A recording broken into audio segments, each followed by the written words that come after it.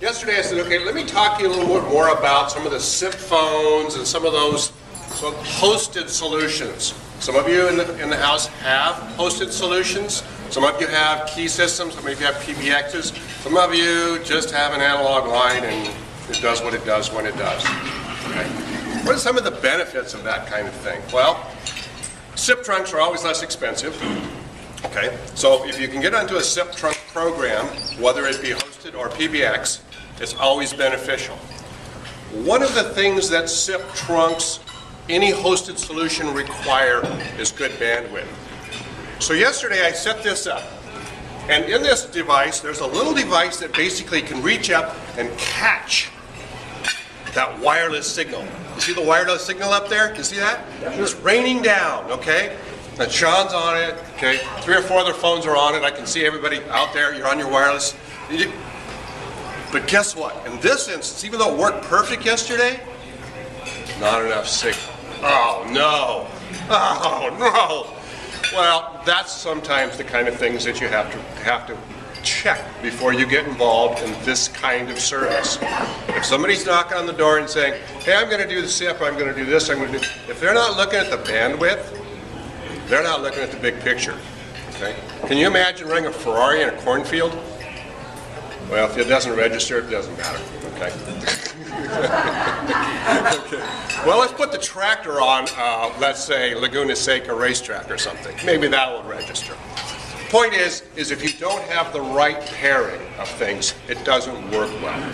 And so those are some of the things that I got demonstrated this morning to me as I brought it in and said, oh yeah, let's see if this works.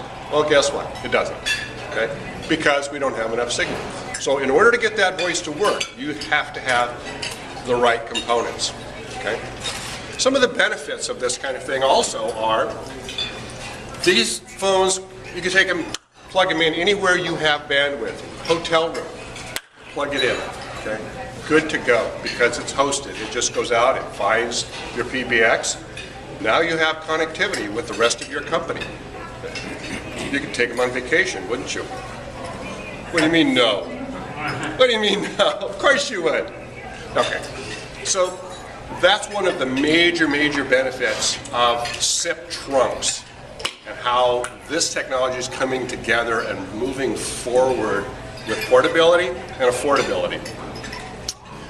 One of the last things that I want to talk about, if you have a PBX and you have satellite offices, with SIP trunk providers you can make these so that they are standalone and yet connected. And what I mean by that is you walk over to the phone, you dial out, it sends a phone number out, people can call back into you, but you dial 3 digits and you've got an extension in Sean's office. Okay, so Sean, ringing, okay. He wants to call Joe, 523, ringing. Connectivity, Chicago, LA, it doesn't matter. Okay. One of the things we're putting together right now is Cerritos, India, and we'll put a couple of these in Chicago because they don't need a full-on PBX. But they do need a PBX because they've got 40 or 50 people in the room, and SIP trunks into a PBX are a more cost-effective solution. So oftentimes there's some other configurations that you have to look at just beside the bandwidth. It's the big picture.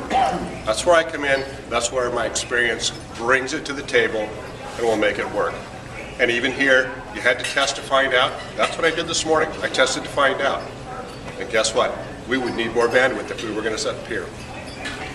Questions? Does Jim have one? No, he doesn't. We're working on that. So are you offering hosted solutions now? Yes. Yes. Wow. Yes.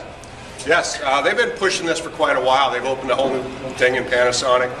I've been working with a guy for about, 3 or 4 years, and he's basically set up some things now where if this were connected, this guy would call, I'd dial 502, he'd be in Maryland, to another phone like this.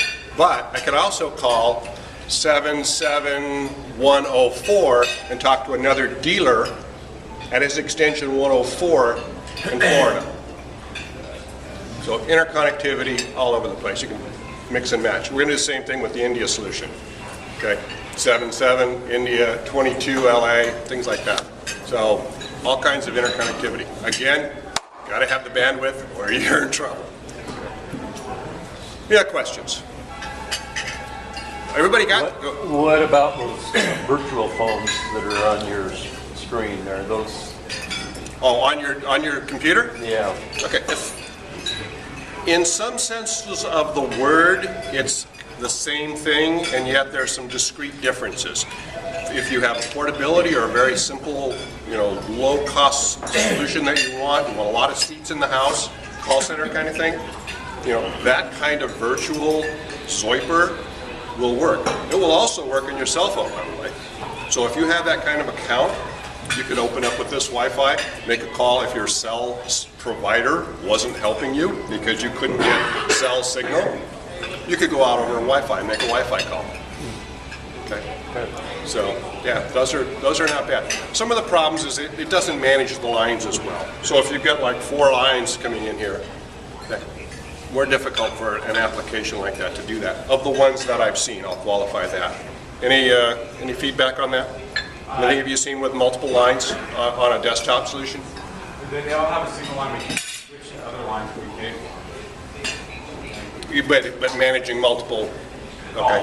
Yeah. This is where. Multiple lines. Yeah, that's kind of what I'm seeing as well. This makes it a lot easier and more manageable in that environment if you have that application. So. Anything else? Whoops. I'm sorry. When the internet goes down, what happens? It gets really quiet.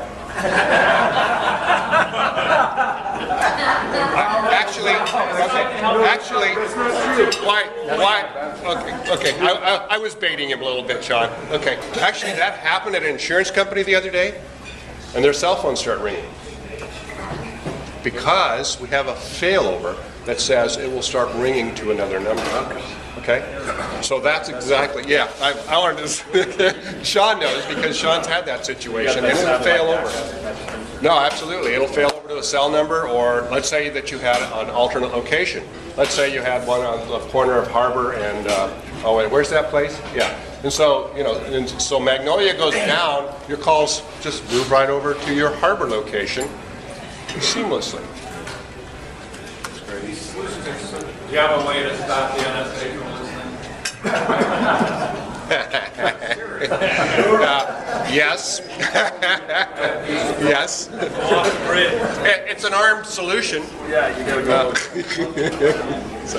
Anything else? Thank you very much. Very good.